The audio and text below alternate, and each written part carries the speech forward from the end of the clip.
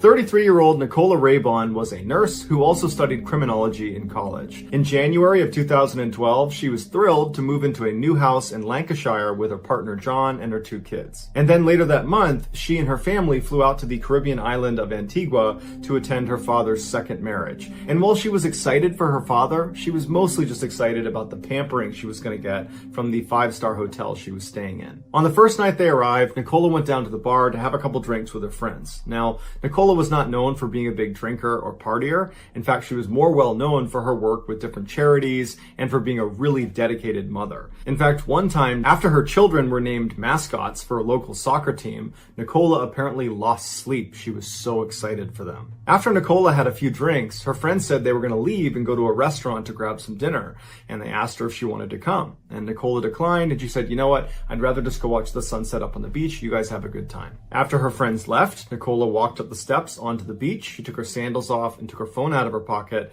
and she put them on a chair and she walked off. Later that night, Nicola's father was supposed to meet up with his daughter, but when he went to their meeting spot, she didn't show up. And so he walked around the hotel asking different guests if they had seen her, and no one seemed to know where she was, but that group of friends that had sat with her at the bar, he found them, and they said, oh yeah, she went on the beach to watch the sunset.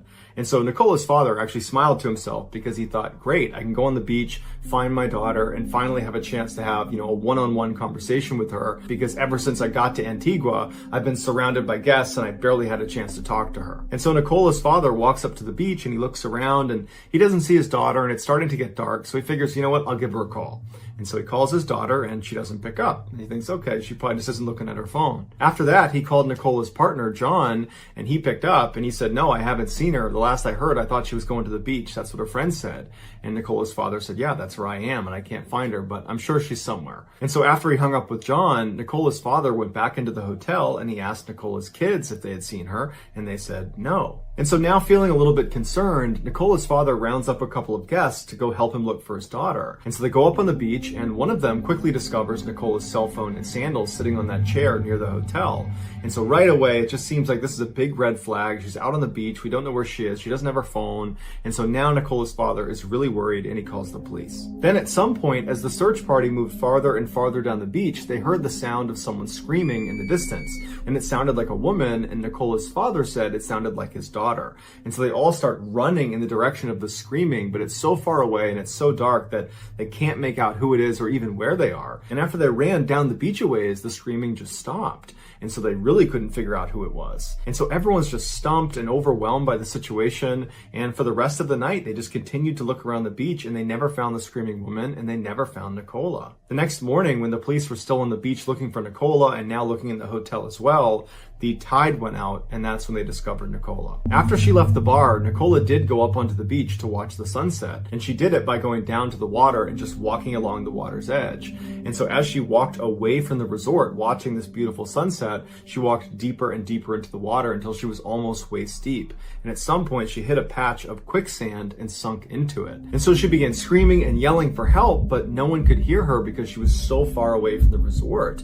And so for hours, she sat there as the tide slowly came in, and she was just pinned, waiting to drown. And then finally, when people realized she was missing and that search party was within earshot of her, it was too late. The water levels were already at her neck, and by the time they actually got up pretty close to her, the water had gone over her head and she drowned. It turned out the search party was basically right next to her, but by the time they got there, she was already underwater, so they couldn't see her.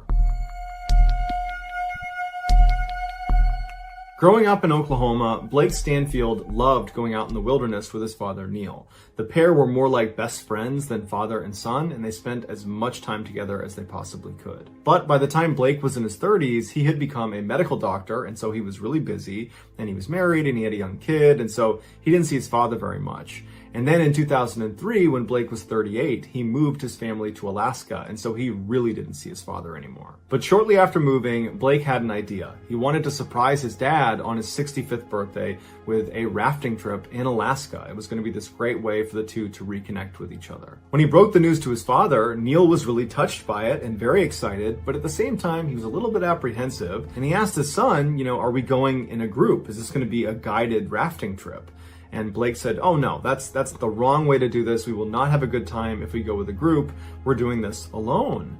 And so Neil said, well, isn't that a little bit risky, just the two of us out in the middle of Alaska? And Blake said, don't worry, I've picked a river that by Alaskan standards is considered leisurely, so we'll be just fine. Neil was still hesitant about it, but the two of them were very competent outdoorsmen, and so ultimately he just went along with it. So later that year, in early July, Blake and Neil took a float plane out to the gates of the Arctic National Park in Alaska. This park is totally beautiful, but it's also very dangerous because it's full of grizzly bears and wolves, and it's also very remote. There's no people anywhere near this park. It's basically untouched wilderness. Adding to the isolation and danger, Blake and Neil did not have their cell phones or a radio. It was Blake's idea. He said it would be a good idea for us to just totally disconnect and just spend quality time together. And then also Blake had chosen a starting point on this river that was situated basically right in the middle of the park, which meant it was 60 miles away from the nearest human settlement. So after they got dropped off by this float plane and then the captain of that plane took off again,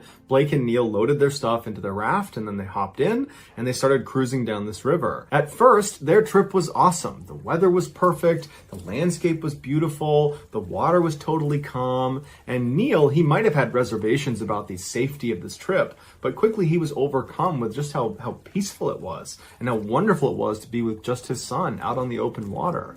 And in fact, Blake had intentionally booked this trip 2 weeks before the start of the official rafting season in Alaska, which meant really there was nobody else in the water. It was just those two. And they thought, wow, what luck. Except it turns out there's a very specific reason why the rafting season starts when it does in Alaska, because that's the earliest the ice melts in the river and it becomes safe to travel on. After 2 hours of peace and tranquility out on this river, Blake and Neil started to notice these large ice chunks in the water ahead of them. And they were easy enough to get around, but as they kept moving, the current was picking up and these ice chunks got bigger and bigger until they started being these huge sheets all across the edges of the river where there was only a narrow strip of water they could travel through. And at some point, Neil asked Blake if it would be a good idea to just pull the raft over to the side of the river and get out and reassess the situation and see if we've reached an anomaly in the river where just this section is frozen, or if this is going to continue for a lot farther, and if so, we need to make alternative plans here. But Blake was not having it. He was stubborn, he wanted to keep going, and he was convinced he could maneuver the boat around the ice. And he said, let's just keep going a little bit farther. And so when they went a little bit farther, they reached a point where the current was so strong that they could no longer get out of the river. They had to ride it like a rapid until it stopped. And so as the father and son are fighting with each other about not having gotten out of the river while they still had a chance, they were not paying attention to what was in front of them, and they came around a corner and there was this huge ice shelf that was right across the whole river that basically blocked the whole path. And they turned at the last second. They couldn't do anything either way, but the nose of the raft went directly under the ice shelf and it flipped the raft onto its side, dumping Neil and Blake into frigid Alaskan waters underneath the ice shelf. And Blake would later say that he really believed that this was it. He didn't know how far this ice shelf was going to go on for, and so he assumed, I'm about to drown. But they managed to hit this air pocket inside of this ice shelf. The ice basically formed up at a bow and they both happened to pop up into it and they gripped onto the ice. And they're looking at each other and they have no idea how long this ice shelf continues, but the current is pulling them and they know it's just a matter of time before they get sucked under and go back under the ice. And so they look at each other and they don't really know what to say, but it's kind of obvious that they think they're about to drown. And then at some point, Neil gets sucked under and swept away, and then Blake follows shortly after. And then fortunately, they only tumbled along for about 10 or 15 more feet before they popped up again. But much like the boat that could not paddle out of the river because of how strong the current was, Blake and Neil could not get out of the river in time before they hit yet another ice shelf. And the next ice shelf was much longer than the first. And so they knew it was going to happen. They grabbed onto the ice shelf and they're holding on and they're trying to pull themselves back out, but the current's too strong.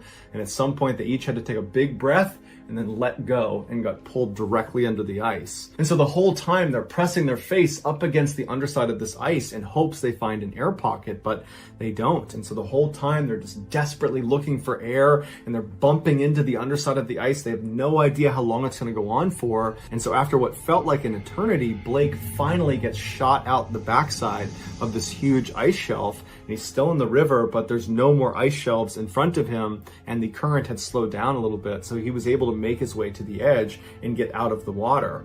And he turned to face the water, and his dad was nowhere to be found. And so Blake turns, and he doesn't see his father coming out of the ice. He doesn't know if he's still under, if he came out again. And so he turns and runs downstream in hopes that he might have come out already. And sure enough, he found his dad clutching a rock in the middle of this river farther up. His head was badly bleeding, but he was alive. And so Blake grabbed a stick and was able to bring his father back into shore. Even though they had survived being pulled under the ice, they now had no equipment, no gear, no food, no water, no anything, because it was pulled under the water, and they were soaking wet and becoming hypothermic, and they're in the middle of nowhere with no one nearby to help them, and no one's expecting them for a week, and no planes are going to be in the area for 2 weeks. Fortunately, Blake had a lighter in his pocket that worked, and so they were able to start a fire and stay warm, and they were able to scare away grizzly bears and wolves. Blake finally walked away from their campsite, which was up on a mountain, and he went down to this river where he was able to flag down a float plane that was not even scheduled to be in the area. It was just totally random, and they saw Blake, they came back, they picked him up, and both men were just fine. They did say that even though the trip was a complete disaster and nearly killed both of them, it did reconnect them in a way that few things could, and their relationship is good as ever. But they both say they will never go rafting again. On July 10th, 1941, a brand new British submarine was commissioned called HMS Umpire. 9 days later, on July 19th, the submarine and her crew were told to meet up with a convoy moving north along the Medway River in England and make their way to Scotland. So Umpire joined up with the convoy, but then they started having engine problems that night, and they began drifting back behind the convoy until they were basically not in the convoy anymore at all. During this time, the commander of the submarine was up in the bridge, which is the area that controls the submarine when it's above surface, just above the wing. The captain of the Umpire was concerned this convoy would not see them when they came through because they were a submarine, so they're sitting low in the water and they're already all dark. They have no lights on the outside on purpose because this was during World War II and they didn't want German ships or planes to spot them. And because of their engine problems, they had drifted away from their convoy, which would have been protection. So the captain decides to deviate from their course to get the submarine clearly out of the way of this convoy. And so when he started turning the submarine, the steering broke, leaving the submarine now turned so its entire side is now facing this convoy, and they were still drifting directly towards this convoy. And so sure enough, before the captain could do anything, one of the larger ships struck the side of the submarine, immediately flooding their forward torpedo room. And for a brief second, the submarine and the ship were kind of mangled together, and then it slipped off the ship and it sunk all the way to the bottom, 18 meters down. The captain, along with the other 3 men that were up on the bridge with him when they were struck, they managed to leap out at the last second and were treading water when this all happened. As for the other 34 crew members, they were stuck inside when it sunk. A number of the crew had been sleeping at the time of the crash, and so all they felt was this crash, the power goes out, they leap out of their beds, and they're landing in waist-deep water,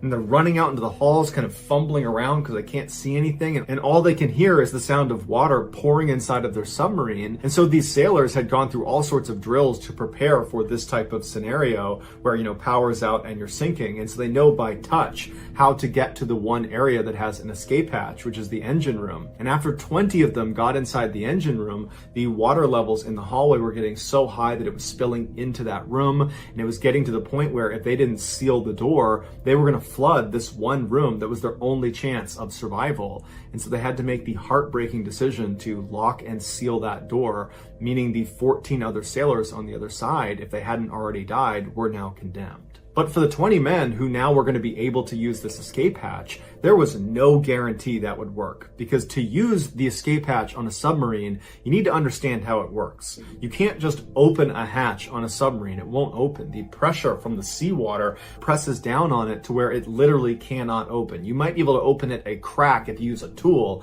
but that's about it. In order to open the escape hatch, you need to use something called a lockout chamber. And so a lockout chamber is like this really tight claustrophobia-inducing thing that looks an awful lot like a gas chamber, where you step through one hatch and you shut it and you seal it so it's watertight, and then above you is your escape hatch. but you can't open it until the pressure inside of the chamber has been equalized. And the way they do that is they flood the inside of the chamber the escapee is in. And so you're standing inside of this tight space, totally sealed in, and there's a control panel inside the chamber itself and also inside the sub, if you're lucky enough to have someone do that for you. You turn on the chamber, at which point water is dumped inside of this tight space you're in until it's completely full and you're holding your breath, at which point you've now equalized. The pressure inside the chamber is equal to that outside, and you can actually open the hatch. So the person inside on a breath hold undoes the hatch, opens it up, and then hopefully your swim isn't too far because you're already on a breath hold, and you swim to the surface. And during World War II, submariners were outfitted with a special piece of equipment if they ever needed to leave via the escape hatch,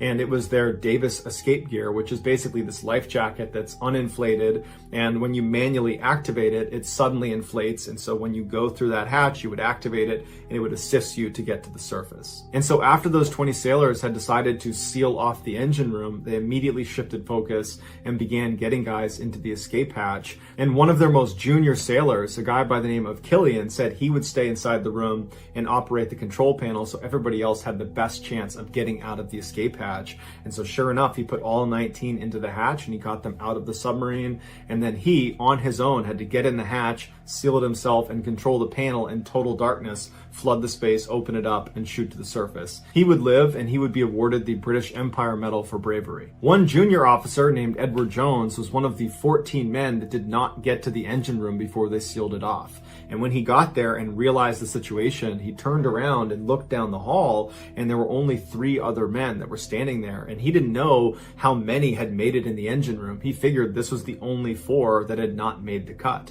But in fact, there was actually 10 other people that were just stuck in various places inside of the submarine. But Jones decided he only had these guys in front of him, and so he said, "Hey, come with me, I have an idea." As Jones led them down this hallway, the water levels had risen up to their necks, and all these circuits on the walls were starting to spark all around them. And so Jones led them to the middle of the submarine, and then he turned and went up into the control room. And then from the control room, he went even farther up into what's called the conning tower. The conning tower is a submarine's main attack center. It's where you have those periscopes they look around in, and it also has the firing buttons for their torpedoes. It is not designed to be an escape hatch, because once you flood the conning tower, there's no control panel like there is on an escape hatch to drain the water that was used to equalize in order to open the hatch. So once the water's in, it's either you get to the surface or you drown. Also, in order to exit out of the conning tower, you need to go through this very narrow tube that goes straight up, and it's got a ladder through it that can barely fit one person climbing up, meaning the people at the bottom of the ladder will have to hold their breath a lot longer than the people at the top. So Jones and the other 3 sailors, they get to the conning tower and they seal the hatch at their feet, so blocking the hallway flood from coming into where they are. And they realize that even though they have to do this, there are no other alternatives here,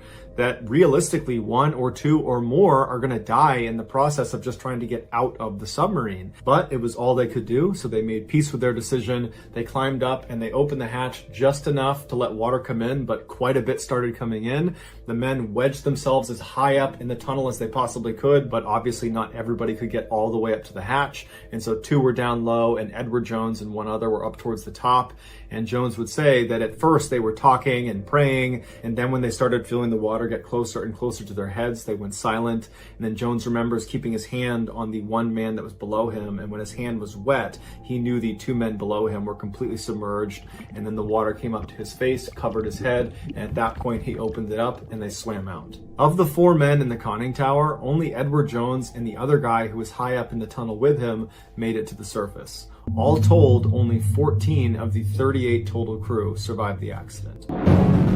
Russian man named Artyom Sidorkin started having severe chest pains, and at first he tried to ignore it, but it got so bad he could barely stand up, and then he began coughing up blood, and so finally he went to the emergency room. When he got there, even before the doctors examined him or gave him an x-ray, just based on the way he presented to them, being pale in the face and hunched over and very sick looking, they assumed this must be something very serious. So that day they brought Mr. Sidorkin in for an examination, and after talking to him and hearing about all of his symptoms and just looking at him, him, the assumption was he probably has a tumor in his lungs. And so they sent him in for an x-ray, and afterwards the radiologist looked at the x-ray and confirmed that, yep, there is a mass growing inside of your lungs. And so before they went to just start removing huge pieces of his lung, they told him that they would like to do a biopsy where they remove a small piece of the tissue and test it to see if it's cancerous or not. And so Mr. Sidorkin is terrified, but he says okay. He schedules his surgery. He goes in a couple days later, and the surgeon pulls out a piece of his lung tissue, and as it's sitting on the tray,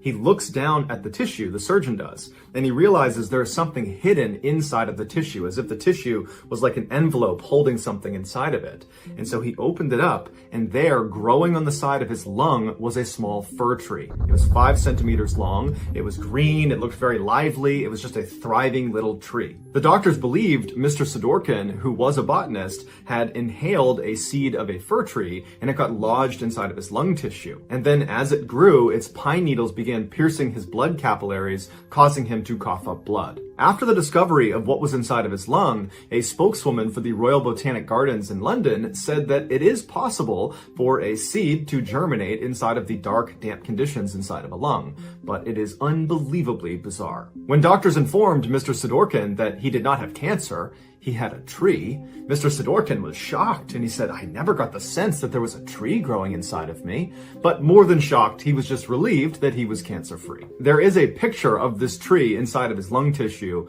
but it's a bit graphic, so if you want to see it, go ahead and Google tree in lung, and I'm sure you'll find it. Growing up, Pauline Dakin always suspected that there was just something off about her family. And years later, she would find out she was right.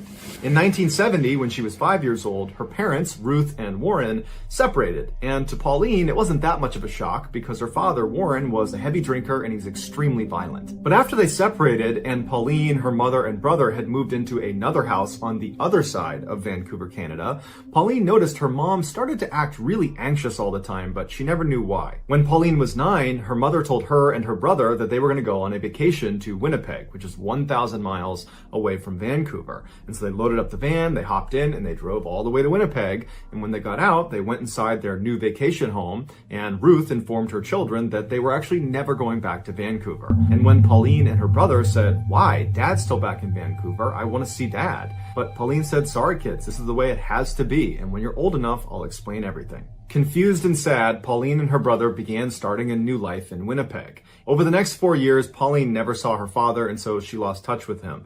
But she started making a couple close friends in Winnipeg, and she was starting to feel like this was home. But right as she was starting to feel normal, her mother told her and her brother that they needed to move right now all over again. This time they were going to go all the way to New Brunswick, the far east side of Canada. Their mother made them swear they would tell no one about this move. But later that day, when Pauline was with her best friend Wendy, she let it slip that she was moving, and so when Ruth came to pick Pauline up from Wendy's house, the two girls had to affect these sort of breezy goodbyes to each other so that Pauline's mother wouldn't suspect anything. Once in New Brunswick, the family did put down roots, and they stayed there for many years, but Pauline's mother still was just incredibly anxious and paranoid about something. The kids just had no idea what it was. Fast forward to 1988, when Pauline was 23 years old, she had moved 2 hours away from the family home in New Brunswick and was living with her boyfriend and was working as a reporter at a local newspaper. And during that time, her mother called her and said, hey, I'd like to meet you at a motel. I'm finally ready to tell you everything about your childhood. Pauline was really intrigued and excited. This was a conversation that was literally decades in the making. And so Pauline eagerly went to the motel. She saw her mother waiting outside, kind of pacing around, looking very anxious. And so she walks up to her mom and she waves and she's about to speak when her mother just looks up at her and puts her finger over her lips, telling her to be quiet. And then she jams an envelope into Pauline's hands. And on the envelope, it just says, don't say anything. Put your jewelry inside of this envelope. It's probably bugged. I will explain everything inside. Just please don't speak. And so now Pauline's really confused, but she did as she was told. She took her jewelry off, put it in the envelope, and gave it back to her mother, and then the two of them silently walked into the motel, into the room where Pauline's mother was staying. When they went inside, there was a man sitting in the middle of the room that Pauline immediately recognized. It was the reverend of their church when they used to live in Vancouver. His name was Stan Sears, and Pauline's mother had been his secretary the whole time they'd gone to that church. Pauline always knew her mother and Stan were close friends, and in fact had kept in touch after they left Vancouver and were in Winnipeg and then New Brunswick. In fact, Pauline remembers periodically seeing Stan show up in Winnipeg and New Brunswick to visit with Pauline's mother. So it was a surprise, but not a total shock, when Pauline's mother confessed to her that in fact she and Stan had fallen in love, and in fact they had had a secret relationship from the time they lived in Vancouver. But this revelation was nothing compared to what Pauline heard next. Her mother explained that the reason they had had to move so many times during her childhood was because Pauline's father, Warren, was actually a mobster and was a key member of an organized crime syndicate in Vancouver. Right after they separated, Pauline's mother found out she had a hit put on her head because the mob now believed that the husband could not control her anymore and she knew too much. Stan also found out that he had a hit on his head because Ruth discovered that the mob wanted to kill him too because they knew about their relationship. And then also, apparently Stan was counseling a man that was in his congregation that wound up being a mobster, and so the mob believed this man had given up critical information to Stan, making him even more of a liability. At first, Stan said he didn't believe any of this, but when he found out the man he had been counseling had been assassinated, he knew it was true. They decided not to tell the police and instead go into hiding together because Pauline's mother knew what happened to families that snitched on the mob. They were made examples of. And so when Pauline and her family moved to Winnipeg and then to New Brunswick, Stan actually moved there as well in tandem, which is why Pauline had seen him periodically showing up at their house to visit with Pauline's mother. Pauline was understandably completely shocked, but at the same time, she was kind of happy to have some sort of explanation for all the strange things that had happened in her childhood. And so over the course of the next several hours, Pauline sat in this motel room with her mother and Stan and asked them every question she could think of. And she discovered that whenever she came home from school and she found her mother furiously pulling all the food out of the fridge and the pantry, throwing it all away with no explanation, that was actually because they found out the mob had tried to poison them. Or these 6 different times Pauline was unenrolled from the school she was at and then moved to a different school across town, that was because there was a credible threat the mob had discovered where Pauline was going to school. And so by the end of the weekend, Pauline not only learned about this totally crazy past she had, but she also learned that she was still in danger. And so before Pauline headed back home, she asked her mother and Stan what she should do to stay safe. And Pauline's mother said, well, that's actually the reason we called you here now, because after all these years, we were just tired of being in hiding, and so we've already spoken to the authorities, and they've moved us into a special witness protection program for families connected to the mob. When you enter this program, it's referred to as entering the weird world, where basically you're not really safe, but you have agents that follow you around that are undercover, that track what you're doing and make sure there's no assassination attempt on you. And before Pauline could even ask, her mother told her that as a measure of her and Stan entering the weird world, they asked that a couple of agents monitor Pauline and her brother, even though they didn't know they were being monitored. At this point, Stan reached forward with a radio and he said, here's a radio that actually broadcasts to the agents that are following you pretty much all the time.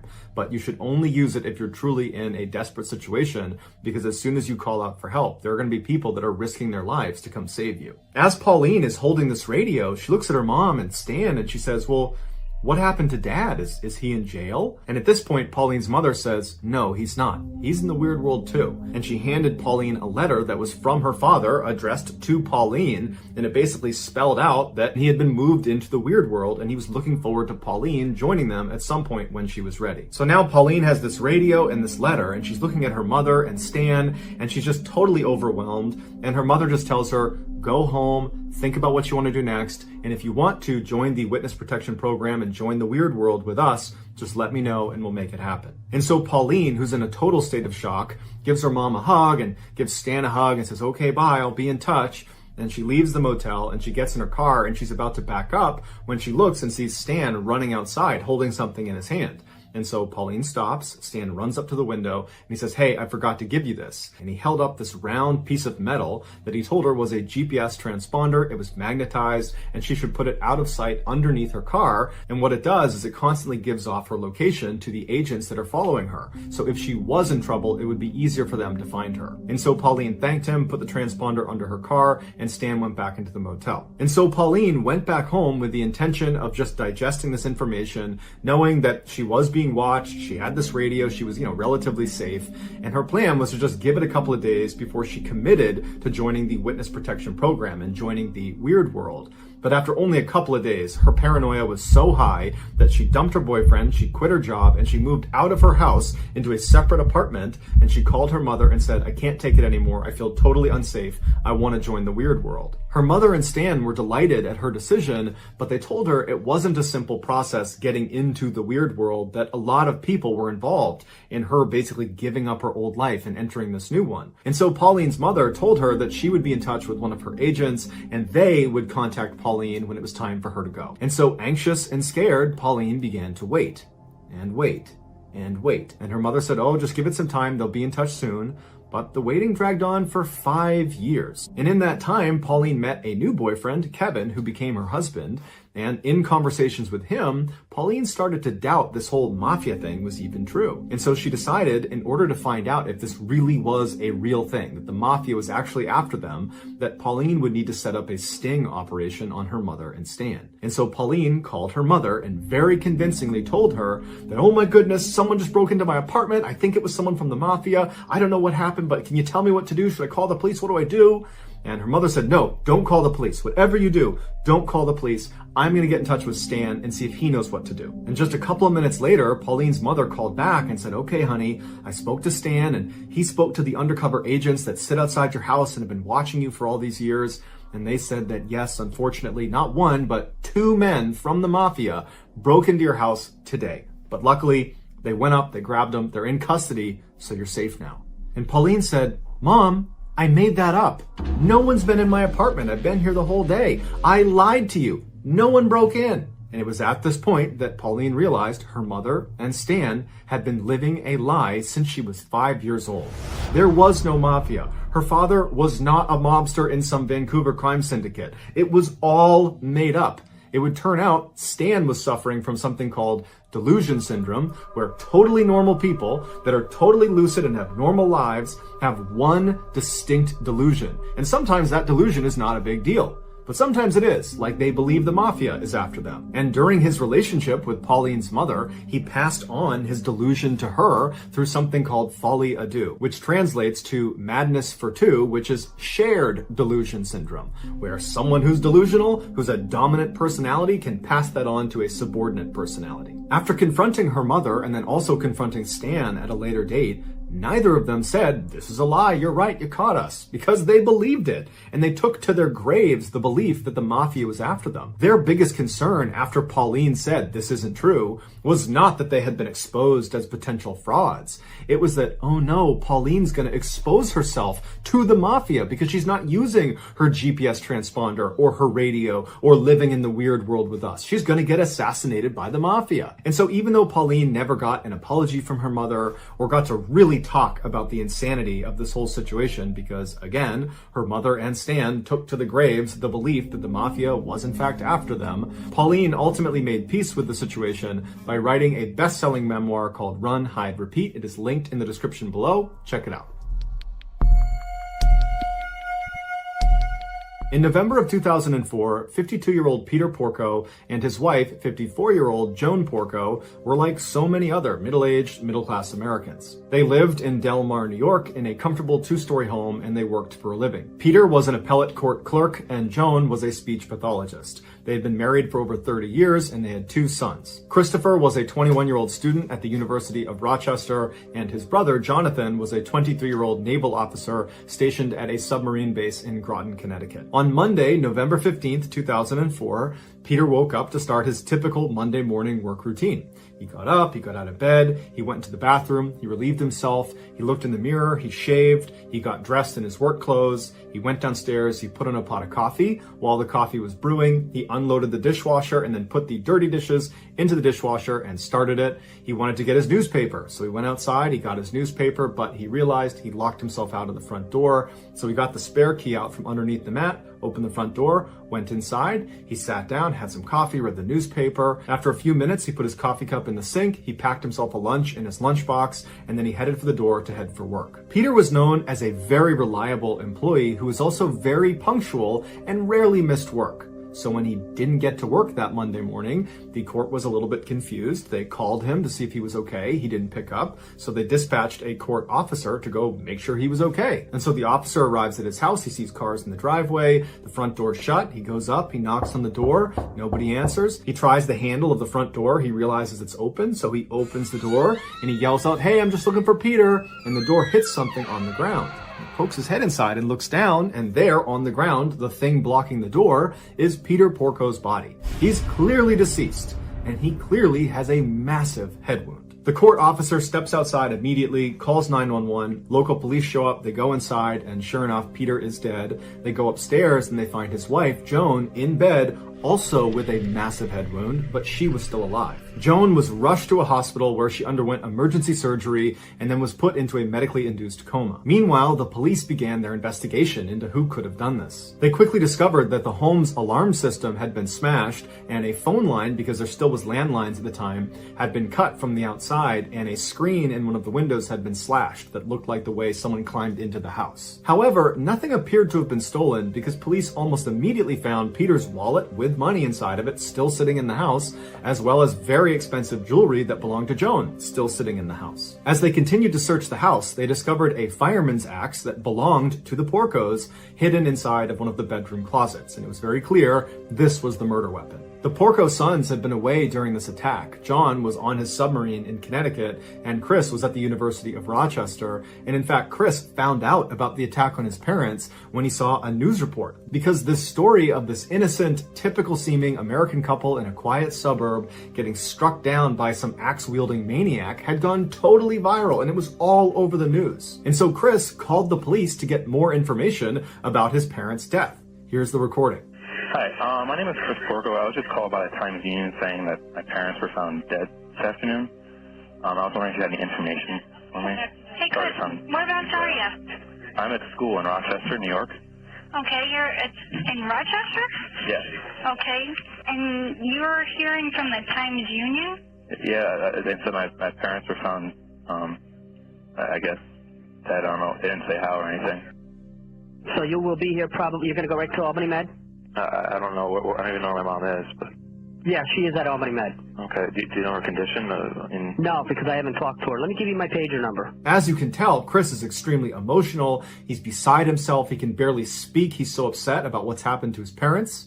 No, actually, he sounds as calm as if he's ordering a pizza, because Chris Porco was actually a psychopath, and he was the one who attacked his parents with the axe. As it turns out, Chris was failing at school and taking out huge loans in his father's name by forging his signature, and his father found out about it. So Mr. and Mrs. Porco write their son a strongly worded email where they tell him this behavior has to stop, and they're very disappointed in him, but they love him and they will help him get back on his feet. Chris responded by driving home in the middle of the night, sneaking into his house and attacking his parents with an axe. While this case is already disturbing and horrific and tragic, it's what happens to Chris's father after the attack that makes it one of the most brutal cases of all time. After being struck 16 times in the head and laying unconsciously in his bed as his son snuck out of his house, Peter suddenly sat up and began his morning routine. He got dressed, he went to the bathroom, he shaved, he went downstairs, he made coffee, he did his chores, he went outside to get the newspaper, he got locked out, he got the key from under the mat, went back inside, he packed his own lunch. When he was finally ready to go, he headed for the door and then he collapsed and he died.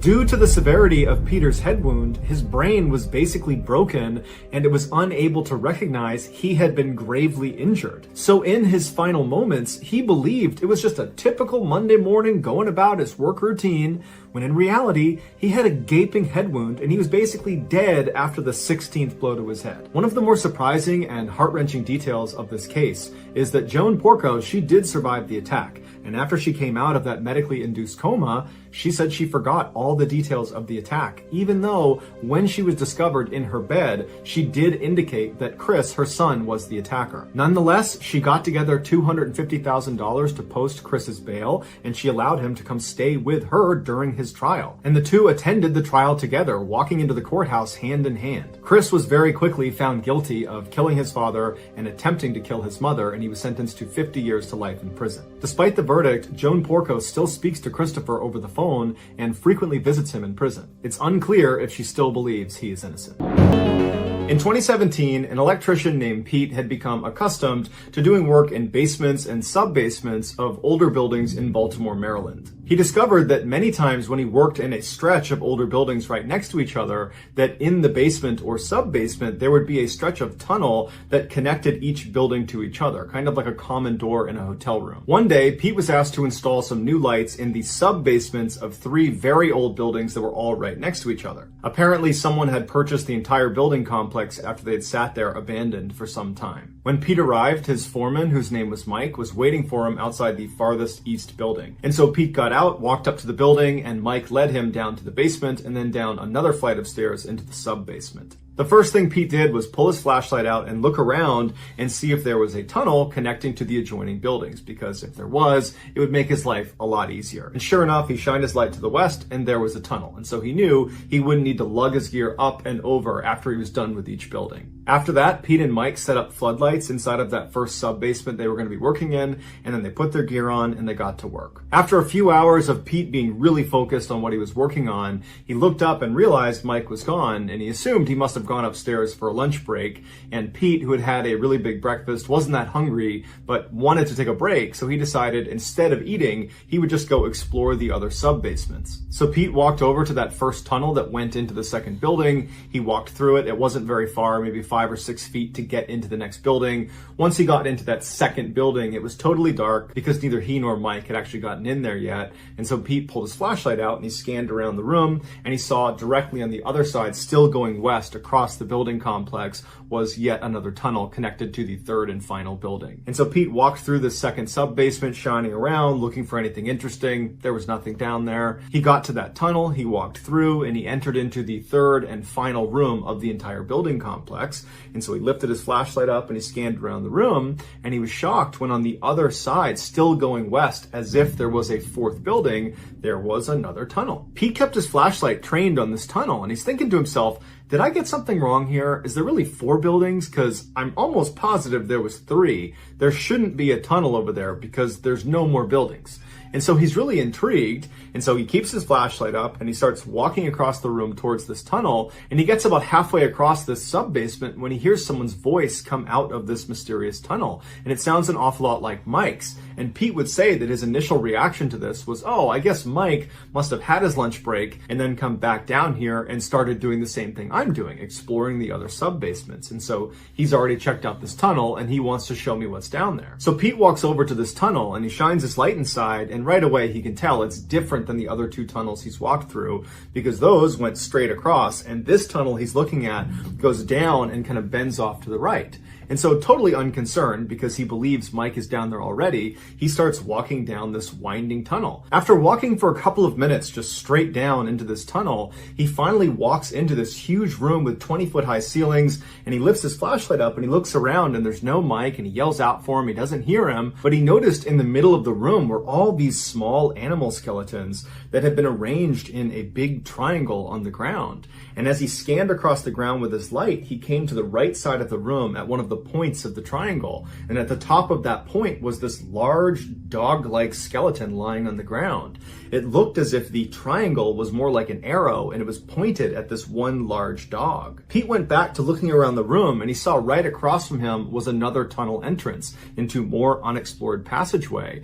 And for a second, he he thought about just turning around and leaving because this whole thing was starting to give him the creeps. But then he heard what sounded like Mike's voice again calling from that unexplored tunnel. And so he decided, okay, I'll walk a little bit farther to see what Mike wants. And so Pete carefully walked across this room, being careful not to step on any of the bones. And right before he walked into this new tunnel, he pulled his phone out in case he might have service and he could just call Mike and see what he wanted. But he had no service on his phone, so he entered the new tunnel. Unlike the other tunnel that went down the whole time, this new tunnel was totally flat, but it was a little bit more narrow. And so as he's walking, it's kind of zigging and zagging, and it's just getting a little bit tight on his shoulders as he's moving. And after a couple of minutes of walking and yelling out for Mike and not hearing from him, he just stops and he just thinks, is this a good idea? Should I keep walking down this strange tunnel, or should I just go back and meet Mike back up in the sub-basement? And as he's standing there facing away from the direction he just came, he thinks he hears something behind him. So Pete turns around and shines his light, and there's no one there. He yells out for Mike, and Mike doesn't yell back. And then Pete hears the faint clicking sound of something moving on all fours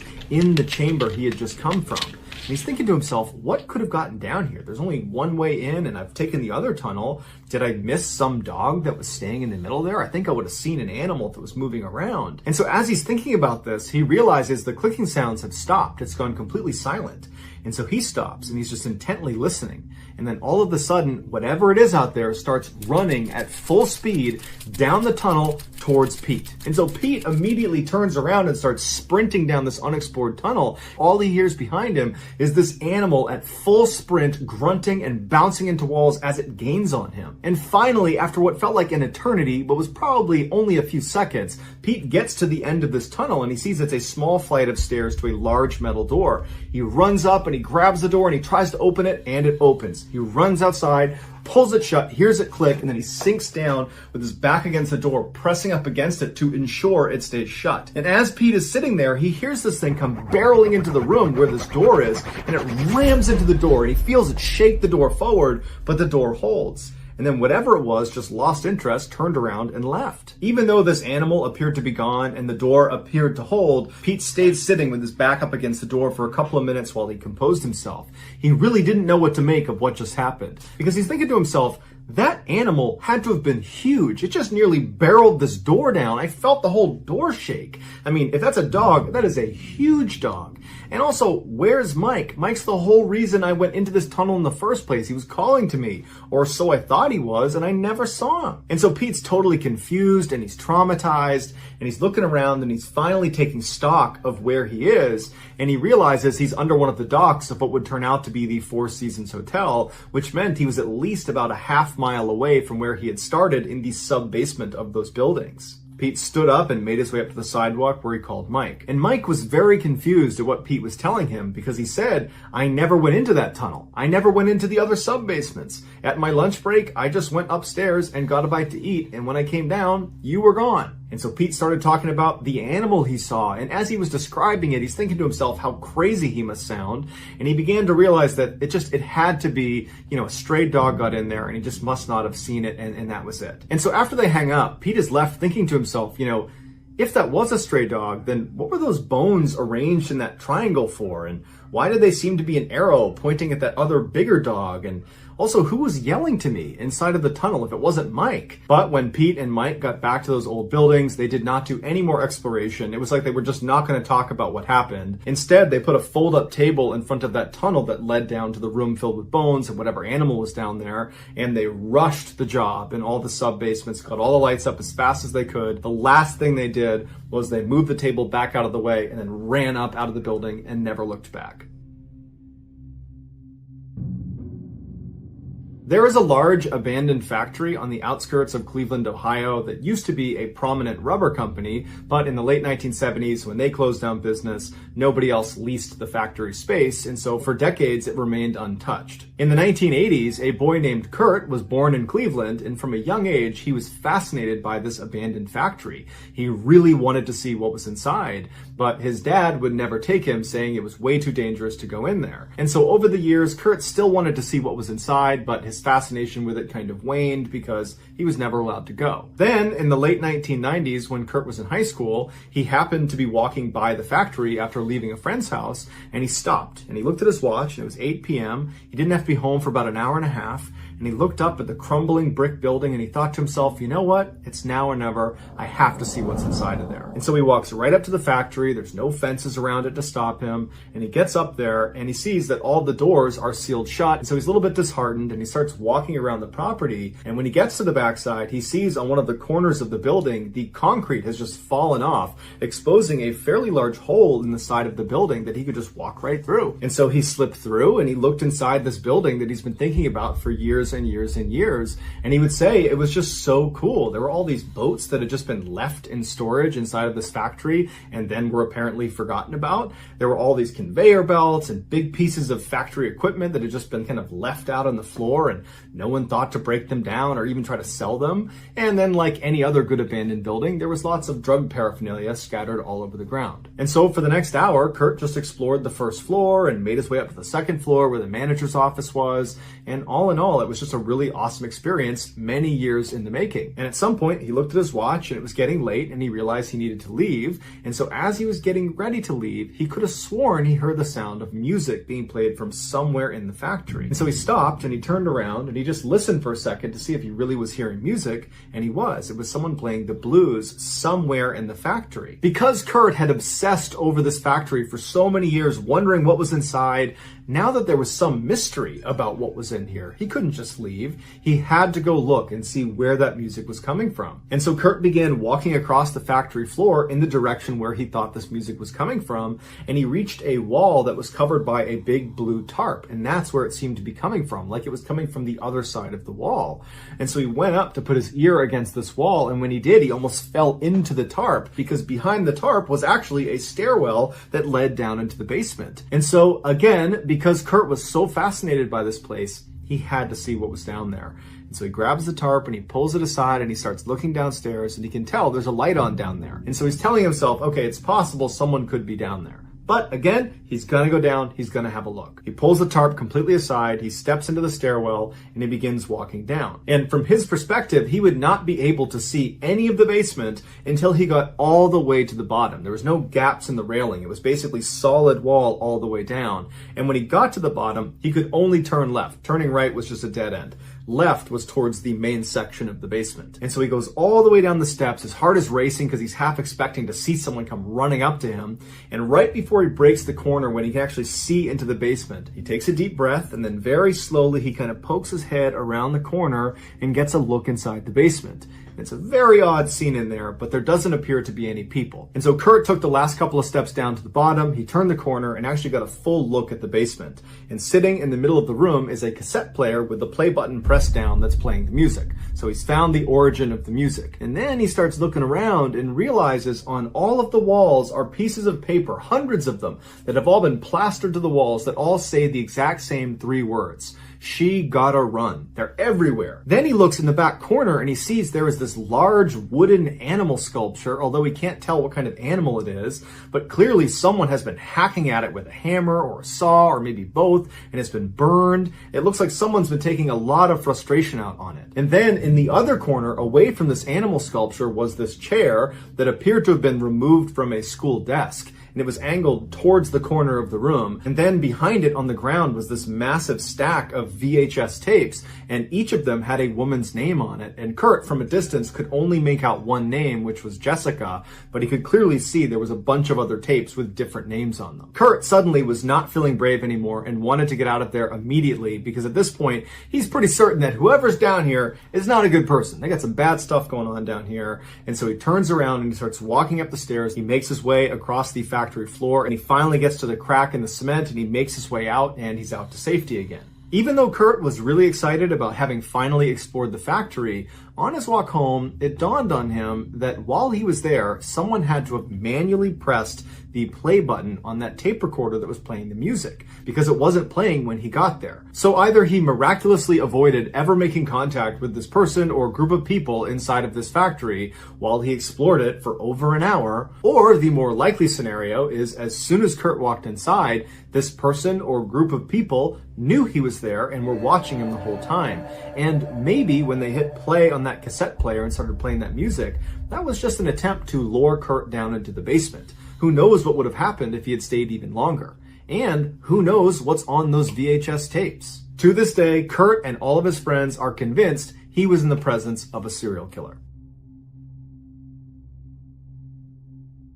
In 2013, three 12-year-olds named Paul, Tim, and Max were living in New Orleans. And even though they were too young to remember Hurricane Katrina from 2005, the devastation it left in its wake was around them every day. Just down the street from their neighborhood was a row of houses that had all been abandoned after they were destroyed by the storm surge. And Paul, who was the ringleader of the group, would routinely drag Tim and Max into that row of houses to look for treasure, but they rarely left with anything more than some old clothes and some broken kitchenware. One day, Paul told Tim and Max that if they wanted to find some real treasure, they would have to go looking inside of the abandoned hospital. Despite it being completely boarded up, windows, doors, and a huge fence around it, Paul said he had discovered an entrance in the back of the building. Tim and Max were not nearly as excited as Paul about this idea because all they had heard about this hospital was criminals lived inside of it. They'd also heard that the basement was completely flooded and basically the whole structure was not safe. But Paul was really convincing because he told them they were being babies. And so they said, okay, well, we'll go with you then. So the boys drove their bikes the couple of miles over to where this hospital was, and they eventually reached the big chain link fence that surrounded the entire property with no trespassing signs all over it. Behind the fence, they saw this ominous entrance into this underground parking garage that even from the street level, you could look down and clearly see it was totally flooded with gross, stagnant, dark water. But the boys carried on, and Paul led them to a section of the chain link fence that had been cut open. So the boys parked their bikes and locked them up and then crawled through the gap in the fence and began walking up the small parking lot that led up to the loading dock of the hospital. As they got closer, Paul pointed to a shed that was situated right underneath a broken out window on the second floor, and it was immediately clear that people were using the shed to climb up and through that window. Paul was the first one to climb onto the shed, and then from there he jumped up and grabbed the ledge of the broken window and hoisted himself up and then very carefully climbed through. Once he got through, he turned around and yelled for the boys to come up. Once all three of them got inside and they began looking around, they were amazed at what they saw. There was all this medical equipment that had just been left out. Clearly there had not been an attempt at salvaging anything inside of this hospital. There were even blood samples still sitting out on tables. That day, the boys explored the entire floor they came in on, which was the second floor, and by the end of the day, they left with a couple of random medical souvenirs. Over the following few months, the boys kept coming back to the hospital and had eventually explored every room on every floor except for one, the basement. They wanted to go down there, but even Paul thought it was a bad idea because it was completely flooded with disgusting standing water and there were no windows that went down into the basement, so it was totally pitch black. But by the end of the summer, they were getting bored with all the other floors of the hospital. They had seen everything, they had found everything, there was nothing left to explore. And so they decided, we're going to go in the basement. So one afternoon, they put on some dirty old clothes that they didn't mind ruining, and they made their way over to the hospital. They parked their bikes, they snuck through the fence, they made their way up to the shed, they climbed up into the second floor, they walked down the second floor hallway down to the flight of stairs, they went down to the first floor where the stairs stopped. From there, they walked over to an access door that led to another flight of stairs that just went down into the basement. And so they open that door up, they step inside, and they get their flashlights out because it's pitch black inside of the stairwell, and they shine their lights down the steps, and it was a half flight of stairs that led to a dry landing, and then there was another flight of stairs from the landing going down to the basement floor, and the final steps of that second set of stairs were completely submerged. So with their flashlights up, they walk down the first flight of stairs to the landing, they turn around and they stop and they shine their light into the basement. And what they see is just deep, dark, murky, standing water. And from their perspective, the basement was not some huge, sprawling, open space like you would imagine. Instead, they were looking down at a wall because there was this hallway that ran perpendicular to the stairs. And so it went all the way to the right and all the way to the left, but they couldn't see down either of them. They could only see basically the landing of the stairs. In order to look down the hall, they would need to go into the water and walk a few feet into the hall. And so as the boys are just scanning their flashlights into this murky water inside of this small segment of the basement that they could see, Paul finally says, all right, you know what? Screw it, I'm going. And he slowly walks down that final flight of stairs and he takes his first step into the water. And Tim and Max, they stay up on the landing. They're going to let Paul go on his own first. Paul takes another step. And another step, and before long, he says he's reached the basement floor and he's up to his chest in this disgusting water. And so he's keeping his arms high up out of the water, he's still got his flashlight, and he wades out to the point where he can actually look down the hallway in either direction. And so he looks down one way, and then he looks down the other way, and then he turns around to face Tim and Max, who are still back up on the landing, and he says, you can't see down either hallway. There's huge filing cabinets, and there's a generator down there, and I can't see in either direction. We probably can't go very far. At this point, Tim and Max feel compelled to go down there with their friend, and so they walk down that final flight of stairs into the water, and they wade their way over next to Paul, at which point they shine their lights down the hall. And sure enough, they basically can't see anything past maybe 5 or 6 meters down each hallway. As the boys were standing in the middle of the hallway, not making any moves in either direction, they suddenly hear something down the far right side of the hallway. And they shine their lights and they realize their view's completely obstructed, and whatever's made this sound, they can't see it. It's blocked by the generator and the filing cabinet. And as they're shining their lights, they still can't see anything. They hear a massive splash, like someone cannonballed at the far end of the hallway. And the boys do not stick around to try to get a better angle to see it. They immediately turn around and run as fast as they can, or as fast as the water will allow them, back to the steps, back to the landing, back to the first floor, back to the second floor, down the hall, out the window, and they run all the way back to their bikes. And by the time they're back there, they're panting, they're soaking wet, they haven't spoken yet. It was like intuitive fight or flight, and they were out of there. And they're sitting there heaving, and they look at each other and they start laughing. It was like this adrenaline rush. It was crazy what they were doing.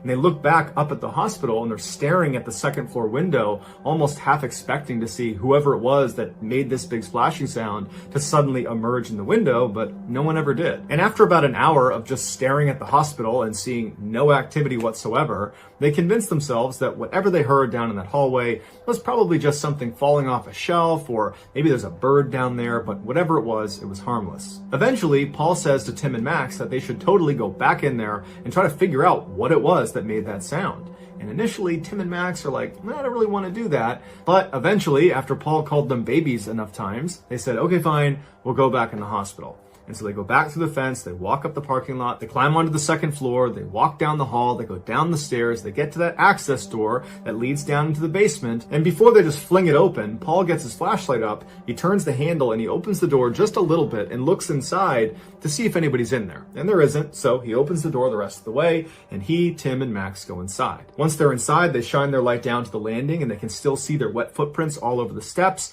It's silence inside of the basement. They make their way down to the landing, they turn around, they shine the light into the water in the basement itself, and now the water is completely calm again. There's no motion, it's still completely quiet. And as they're standing there looking, it's clear all of them are hesitating. They don't want to go back into chest-deep, murky, stagnant water, and they also don't know what it was that made that sound. While they were outside, they're really confident it wasn't a big deal, but now that they're in this dark basement, it seemed a little bit more intimidating. And so Tim suggests they throw something into the water to try to get a reaction from whatever this thing is, if it's alive. But they didn't have anything to throw, and then Paul, out of nowhere, takes his flashlight and throws it into the water. And before Tim or Max could react to what he just did, they all just stopped and listened to see if that would cause a reaction from whatever it was down there. And as the flashlight sunk to the bottom and completely out of view because the water was so murky, there was no reaction down there. It was still completely silent. Paul turns to Tim and Max and says, the reason I threw it is now we have to go in because I have to get my flashlight. So Paul, along with Tim and Max, make their way down that final flight of stairs. They start walking into the water. They get all the way up to their chest in water, and they wade out until Paul is directly over the light. He can barely see it through the murky water, but he can clearly see it below him. And since he doesn't want to go under the water, he tried to use his feet to get the light up, but he couldn't do it. And so he looks at Tim and Max and he goes, I'm going under. He takes a deep breath and he goes under the water. He immediately hears the muffled screams of Tim and Max up on the surface. And as he's fumbling for his light, he feels one of them yank on his shirt to try to pull him up and out of the water. Paul manages to grab his flashlight. He comes out of the water and he turns and he sees Tim and Max booking it for the stairs. And before he can even turn around and run after them, he realizes why they're running in the first place. To his right, he can hear the sound of something huge swimming up the hallway towards him. For a brief second, he raises his flashlight and shines it down the hall, and right at the filing cabinet, this dark silhouette that's in the water, that's lying horizontal in the water, is violently swimming up the hall towards him so fast there is a wake of water coming off of it. Paul turns and runs towards the stairs, or as fast as he can go. He's trying to wade through this water that's chest deep on him. He gets to the stairs, he runs up to the landing. He can see his friends are up at the door leading out of the basement stairwell, and they're yelling for him to hurry up, hurry up. They got the door open. Paul turns turns the corner and runs up to that door, and right as he's leaving, he can hear whatever it was that was swimming down the hall has stopped and is now on the stairs. He goes to the access door, and he and his buddies run upstairs to the second floor. They run down the hallway, they get into that room, they leap out the window, onto the shed, onto the ground, and they run all the way out to the break in the fence where they hop on their bikes and they bike away. And as they're leaving, they turn around to look, and there's no one. There's no one in the window, there's no one outside on the property. Whoever or whatever was chasing them is still in the hospital. The boys believe it was an alligator living in the basement of this hospital, but they never found out for sure. While they continued to urban explore around New Orleans, they never went back to that hospital. From 2000 to 2013, Cornelius Mike Anderson miraculously turned his life around. Growing up in a suburb of St. Louis, Missouri, Mike was a troubled young man that seemed destined for jail time. But something changed for him in the year 2000 when he was 23 years old. Suddenly, he wanted to make the most out of his life. So he distanced himself from his old friends and he moved to a different suburb outside of St. Louis called Webster Groves. There, he started a successful construction company. He got married, divorced, married again. He had 3 kids and became the father to a stepchild. He was very active in his community, volunteering countless hours at his church, as well as becoming a youth football coach. Anyone that met Mike after the year 2000 only had wonderful things to say about him. But Mike had a big secret about his past that he was just hoping never saw the light of day. Back in 1999, when Mike was 23 years old, he robbed a Burger King outside of St. Louis at gunpoint. He was arrested in the year 2000, convicted of armed robbery, and sentenced to 13 years in prison. Shortly after his conviction, he was out on bail pending the outcome of his appeal. But when his appeal was denied in May of 2002, Mike was expecting to go back to jail. And so he asked his lawyer, what are the next steps? Because I'm out on bail. Do I go to the jail? Do they come to get me? And his lawyer said, oh no, they'll issue a warrant for your arrest. They will come to your house and they will take you to jail. So Mike got his affairs in order and he waited to go to jail.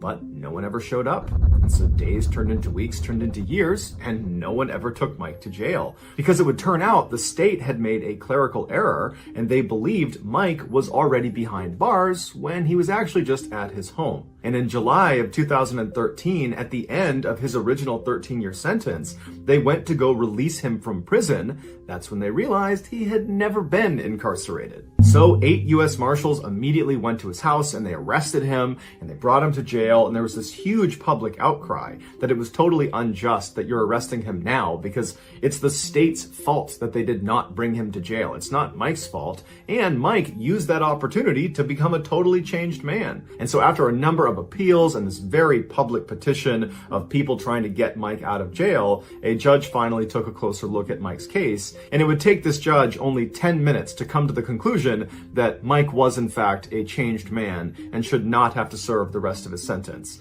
And so although Mike was held for 9 months after being rearrested, he was released and today he is a free man.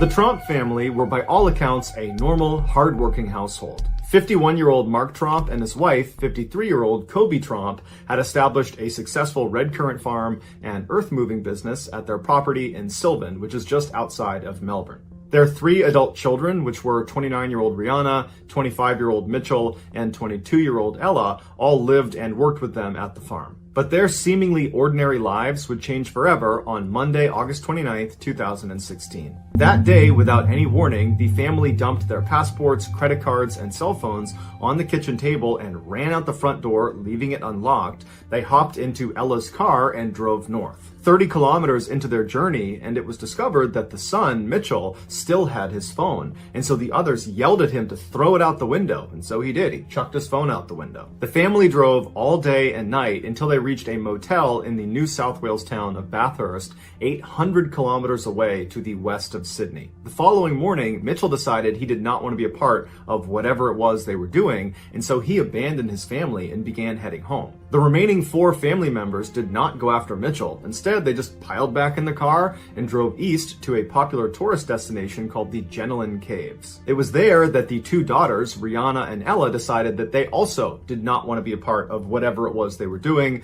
and so they snuck away from their parents and stole a car and began heading home. The parents, after realizing their daughters had now left, did nothing. They did not go after them. The two sisters drove south to the town of Goulburn, where they called the police to report their parents missing. The story made its way into the media, where the family was initially ridiculed for getting lost in the first place and getting completely separated in an area they should know well. This is their country. It's not a remote area. They were near big established towns the entire time. It just didn't make sense. But when police went to the Trump family farm back in Sylvan and they discovered the front door was unlocked, there were credit cards, passports, and phones on the table, suddenly it seemed like there was a lot more to this case than met the eye. And so as this strangeness came into focus in the media, people stopped ridiculing the family and began speculating what caused them to suddenly flee their house. Was it something in the water they were drinking? Was there chemicals on the farm that was screwing up their brain? Were they running from someone? Were they in debt? What was it that caused this strange sudden departure? Back in Goulburn, after reporting their parents missing, Rihanna and Ella inexplicably separated at a gas station.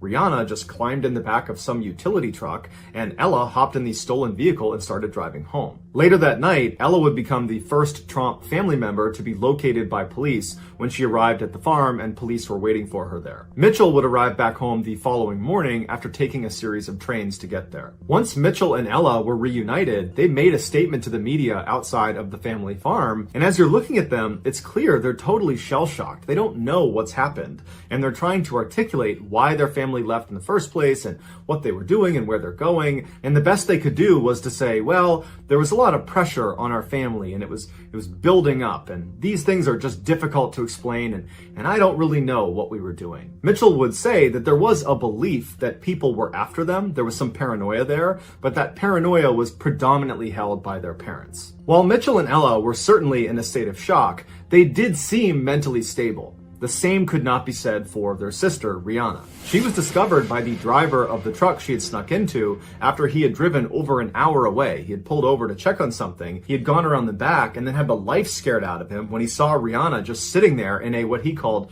catatonic state. She didn't know her name. She didn't know where she was. She was just sitting there. Rihanna was taken to the Goulburn Hospital where she was put into their psychiatric unit. As media interest grew, the parents, Mark and Kobe, got back in their car up at the Genelin Caves and drove south towards Melbourne. A day later, on Wednesday, the pair had driven 600 kilometers to the Victorian town of Wangaratta, where they too inexplicably separated. Kobe turned around and started heading north again by means which are still a mystery, and a day later was found 350 kilometers away in the town of Yass in a very agitated state. She was taken to a hospital there, but then transferred to the Goulburn psychiatric unit to be with her daughter, Rihanna. Mark stayed in Wangaratta, and he was there for several days, and during his time there, he was spotted by a young couple really aggressively tailgating them, and then he was spotted again on another day fleeing from the car he had been driving. Finally, on Saturday evening, all of the Trump family members were accounted for when Mark was finally discovered sitting next to the road near the Wangaratta airport. He was questioned by police and then assessed by a mental health officer,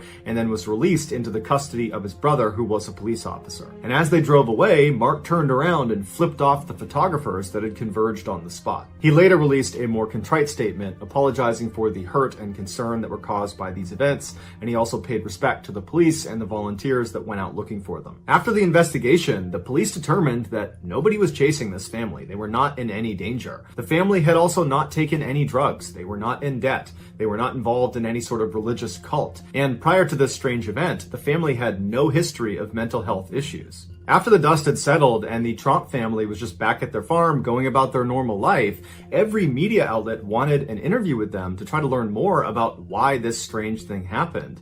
But the family said, we're not doing interviews, we're not putting out any more statements, we just want to be left alone. And so as a result, all people could do was theorize. And the leading theory was that the Trump family was suffering from something called folie à deux, which is a French term that means madness for two.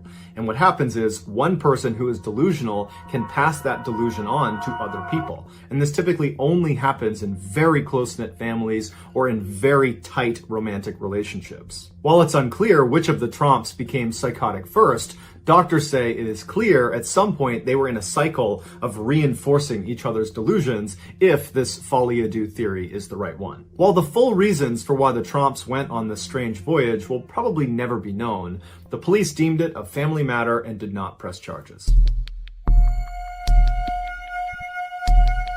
In 2007, 35-year-old Eva Wisniewska was a member of the German national paragliding team. Over the previous 2 years, Eva had competed in 10 of the world's biggest paragliding competitions, and she had won 6 of them, making her the top female paraglider in the world. So coming into that year, Eva was very motivated to work extra hard to make sure she retained that title as world champion. On February 24th of that year, Eva was preparing her gear alongside 200 other paragliders on Mount Bora in New South Wales, Australia. This was Eva's last training opportunity before her first major competition of that year, which was scheduled for the next week. As they were getting ready to launch, one of the coaches walked in front of the group and made an announcement. He said storm clouds have been spotted to the north, but the forecast was a little bit ambiguous. It wasn't clear if the storm was going to move over their training area or not. So it was up to each of the paragliders if they still wanted to launch that day and risk the bad weather. Eva, who was really eager to get this training flight in, looked at the sky and saw that it was pretty gray, but decided that she was going to do it. Worst case scenario, she would have to cut it short. The rest of the German national team, they didn't want to take the risk, and so they stayed grounded that day. Eva took a little bit longer preparing her gear, so by the time she was lining up on the cliff, she was only one of a handful of people that remained. And so strapped into her glider, she took a good run forward and launched herself up into the air. On the ground, the rest of the German national team followed in a van to track her progress and checked in with her from time to time with their radio. The first part of Eva's journey was incredibly calm. She followed the ridgeline from Mount Bora for 12 miles until it ended. At that point, she entered into the skies over the vast savanna. As her GPS and tracking log ticked, tracking her progress, 2 large thunderstorm clouds appeared in front of her, one larger than the other. The vast majority of the other paragliders that had launched that day had launched ahead of Eva, and so when these clouds appeared, they had already passed that section, and so they didn't need to contend with the storm. As for Eva and the other 2 people she was with, which was an Austrian team member and a Chinese team member, they had a decision to make. They could either immediately ground their flight to avoid the storm, or they could attempt to dodge it. They chose the latter. They knew it was too dangerous to try to fly underneath these clouds because of something called updraft. At the beginning of storms, warm air is sucked up from the ground up into these clouds, and a paraglider, if they get caught in that, can get sucked up with the air into the storm. And so Eva and the other 2 paragliders began aggressively flying around the outside of these clouds when all of a sudden the storm completely changed. The big cloud overtook the small cloud, creating this 12-mile wide cumulonimbus cloud that now all 3 paragliders were stuck inside of. Any updraft is dangerous to a paraglider, but the updraft of a cumulonimbus cloud is famously dangerous because it's extremely powerful and it lasts for over an hour. The Austrian man was able to pull down on one toggle, point his feet, and begin spiraling all the way out of the grasp of this updraft. And he said he turned to look at the other 2, and he didn't see the Chinese man, but he did see Eva, and she was desperately trying to do what he was doing and spiral down, but she was clearly caught in the updraft, and he watched her get pulled up into the black cloud out of view. By the time the Austrian man hit the ground, he would say it had become the worst thunderstorm he had ever seen, with huge hail balls hitting the ground all around him. He took one more look up and he didn't see the Chinese man, he didn't see Eva anywhere, and he took off running for a barn to seek shelter. And when he was there, he pulled out his radio and he alerted the other teams of this emergency. Inside the cloud, Eva was hurtling up like a rocket. The storm was lifting her at a rate of 60 feet per second. There was nothing she could do to get out of this wind tunnel. Eva knew she was getting pulled towards the storm's eye in its vicious center because of the immense claps of thunder that just kept getting louder and louder, and it also kept getting darker and darker all around her. In fact, it was pitch black except for the occasional flash of lightning that came very close to electrocuting her. As she desperately tried to keep her glider stable, she was able to place a radio call down to her team on the ground, but all she could say was, "I can't see anything," before it cut out. And at some point, Eva reached the eye of the storm where it's pitch black and the temperatures are freezing and hail balls the size of oranges are pelting her left and right, and the updraft kept pulling her higher and higher and higher until she passed out from a lack of oxygen. And at some point, this updraft actually shot her up and out of the cloud. And while this meant she was out of the storm, she was now in air that was 50 degrees below zero, which meant everything, her face, her gloves, her clothes, the wings of her glider, everything completely froze. And to make matters worse, at the altitude she was at, there was almost no oxygen and she did not have a breathing apparatus. So by all accounts, Eva should be dead. But somehow, she didn't die. She just kept floating around above this storm cloud for 45 minutes. And then something happened. The ice on one side of the glider broke off, causing it to collapse, throwing her into a deadly free fall, and she's not in control, she's still unconscious, and she starts barreling back towards the ground like gravity has been turned back on again, going straight through the storm all over again. And so through the storm, going at 90 feet per second, she clears the storm, and then right after getting out from underneath it, her glider miraculously just opens back up again. And the jerking motion of her suddenly stopping her free fall jolted her awake. And so she's looking around, totally confused as she's gradually regaining consciousness, and she's taking stock of where she is, and she's still in the storm cloud, but right at the bottom of it. But luckily, the updraft had stopped. And so she was steady, and she was able to reach up and grab her toggles, and she was able to fly herself down to the ground and crash land, and then she curled into a ball, grabbed her radio, and she called her team. When they heard her voice, they could not believe she was alive, because the other paraglider that got sucked up by the updraft, the guy from the Chinese national team, he unfortunately was struck by lightning and was killed.